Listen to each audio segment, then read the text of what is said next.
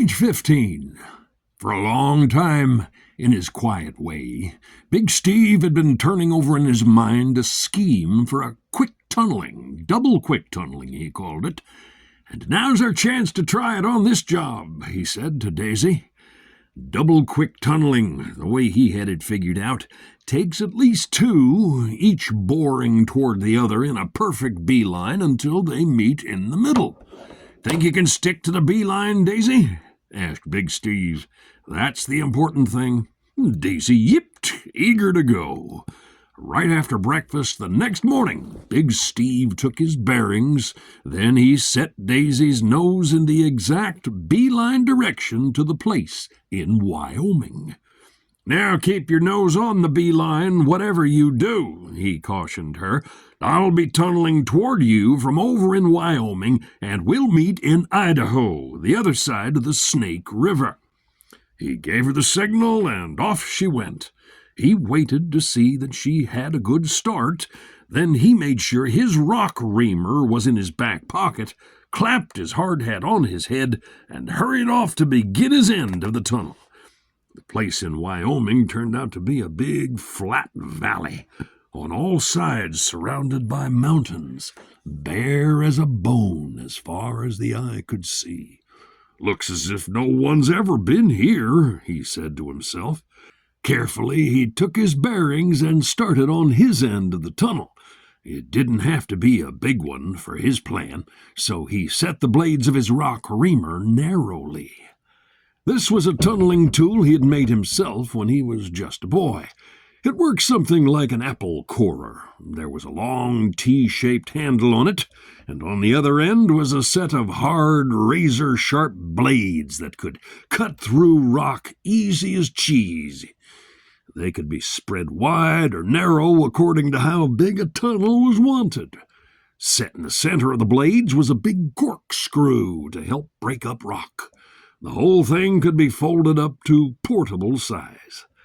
Big Steve reared back, set his powerful muscles, and with a mighty push thrust the blades into the ground.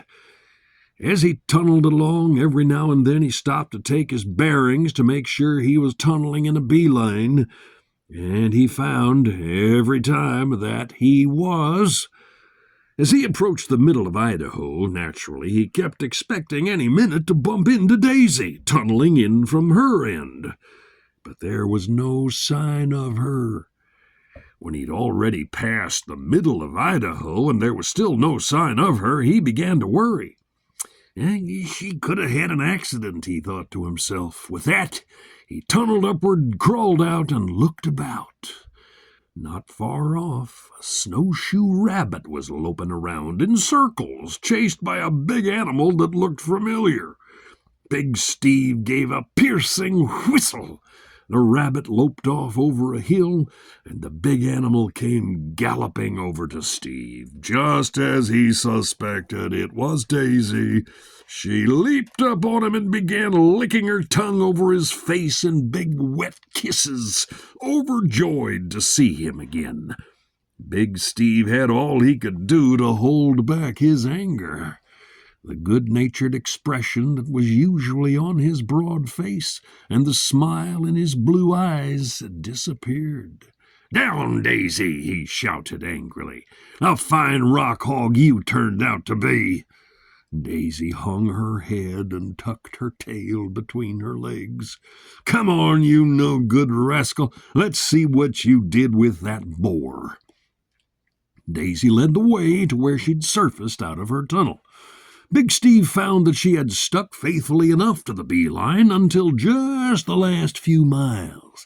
But then, forgetting all her beeline training, she had tunneled around and around. Evidently, she had started a nest of rabbits in their burrows and had gone chasing after them, first below ground, then above. Big Steve felt like giving up the whole job then and there. His first chance to try a real double-quick beeline tunnel, and that animal that called herself a rock hog had to spoil it.